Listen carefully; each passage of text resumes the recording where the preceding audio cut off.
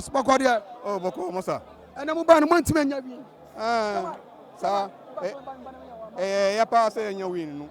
Anka bunch we match ya yapa because share the way asking Bob ask for Bob on correct game of. But for there be anytime be but say ya no match. Omni say enkom mom here say ya no but but e be sir.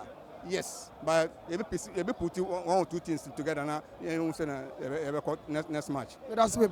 Chamai, boss. I got Better. and want to 3 points now. After say, Kawile United I say go stars and then come when 3 points now. No close to Gabuno, more about draw. Very painful. Because now we have one Kotoko boy and I about draw. Very painful. But the players they should up their game because Kotoko has a ball. Now this is the tempo there.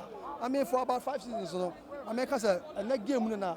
Because it was just one way affair. You could see the Kotoko, and ball now. But I see if they drew the final third now, the players now too much. So I can take a chance Caribbean and can we have been saying different story. But Asante can't the Kabemwa, this is I say. But you never say never. And we are still working towards winning the league. And then Makasa Kotoko in the league in the Boston will be and Tinya they say you never pedal at all. No, yeah, can any referee film.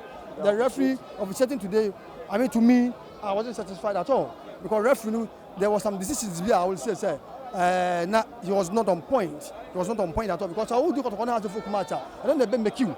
So I was so bold. Maybe in Kotoko, I didn't take Kotoko on Cinchina Wakat morning. It's a Jimmy. It's a Hasa Jimano.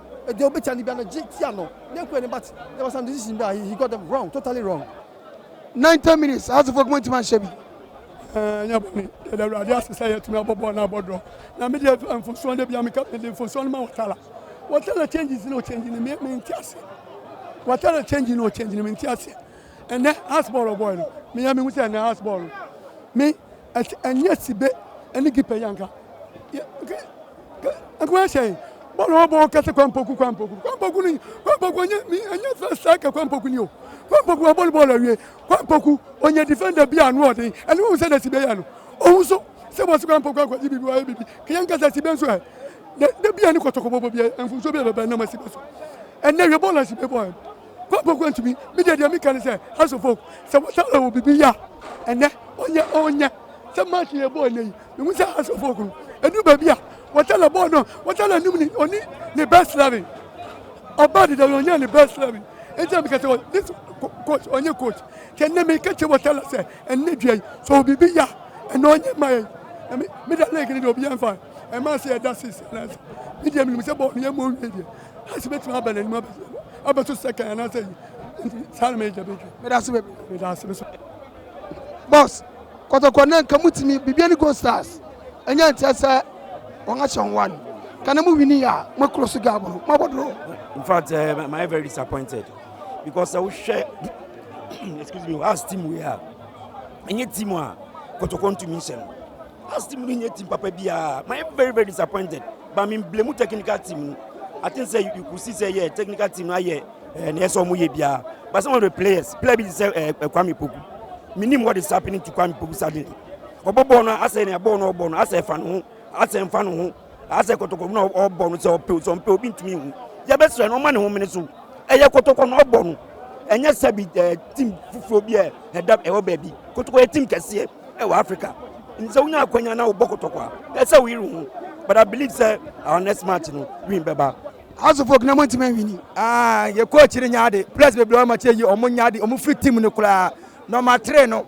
One yard, no 47 years there pamono. Ana to go sabi ya cousin bia on TSA on TI coach in India on your coach only tatters coach as a coach there under both formation them far ultimate tatters means that be play me say be boame me say one team that no benches what was ya pay and point to next match on team film one yard on your coach and permanent free team mama and I want to win 3 points na then I work on oh ya then me answer someone to answer yan kwa there I want to say match home and away in kwa there. And then you say you draw no. Now you bomb price and kakra team no next season.